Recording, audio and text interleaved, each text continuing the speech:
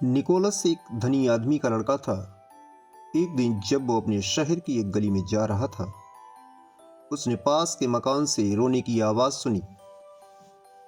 आवाज़ सुनकर निकोलस रुक गया।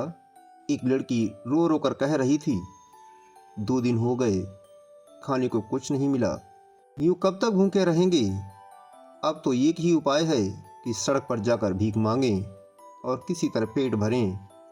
फिर निकोलस ने एक आदमी को कहते सुना, अभी नहीं बेटी, आज रात और धीरज धरो। मैं ईश्वर से प्रार्थना करूंगा कि हमें भीख ना मांगनी पड़े। निकोलस जानता था कि यह मकान एक धनी जमींदार का है। उसे सुनकर बड़ा दुख हुआ कि आज इनके पास खाने तक को नहीं है। उसने सोचा कि इनकी मदद करनी चाहिए। ये सोचता हुआ निकोलस घर पहुंचा। जब काफ़ी रात हो गई तो उसने अपना खजाना खोला। खजाने में सोने की 3 छड़ें थीं। वह एक छड़ लेकर जमींदार के घर गया। सब सो रहे थे, दरवाजे बंद थे।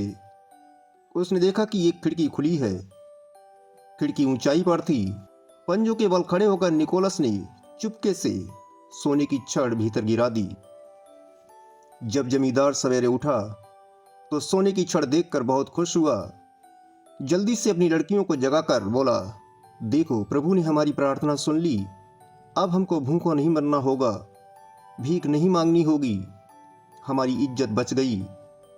लड़कियां भी बहुत खुश हुईं। निकोलस दूसरी रात को भी आया और पहले की तरह चुपके चुपके उसने दूसरी छड़ भी कमरे में डाल दी। लेकिन तीसरे दिन जब वो छड़ गिरा रहा था, जमींदार ने उसे देख लिया। भगवान का भेजा हुआ दूत समझकर वो निकोलस के पैरों पर गिर पड़ा। जमींदार को प्यार से उठाकर निकोलस बोला, मेरे पैरों पर मत पड़ो, ईश्वर को धन्यवाद दो क्योंकि तुम्हारी प्रार्थना सुनकर उसी ने मुझे तुम्हारे पास भेजा था। निकोलस इसी तरह चुपके चुपके गरीबों की मदद करता रहता था। धीरे धीरे लोग उसे संत निकोलस कहने लगे। संत निकोलस का नाम बदलकर सेंटा क्लॉज हो गया। कहते हैं कि सेंटा क्लॉज हर साल क्रिसमस के दिन बच्चों को उपहार बांटने आते हैं और रात को उनके मोजों में खिलौने और मिठाइयां रख जाते हैं। क्रिसमस ईसाइयों का सबसे बड़ा त्योहार है। इसी दिन प्रभु ईसा मसीह का जन्मदिन मनाया जाता है। हरे लाल पीले गुब्बारों और खिलौनों से क्रिसमस पेड़ सजाया जाता है।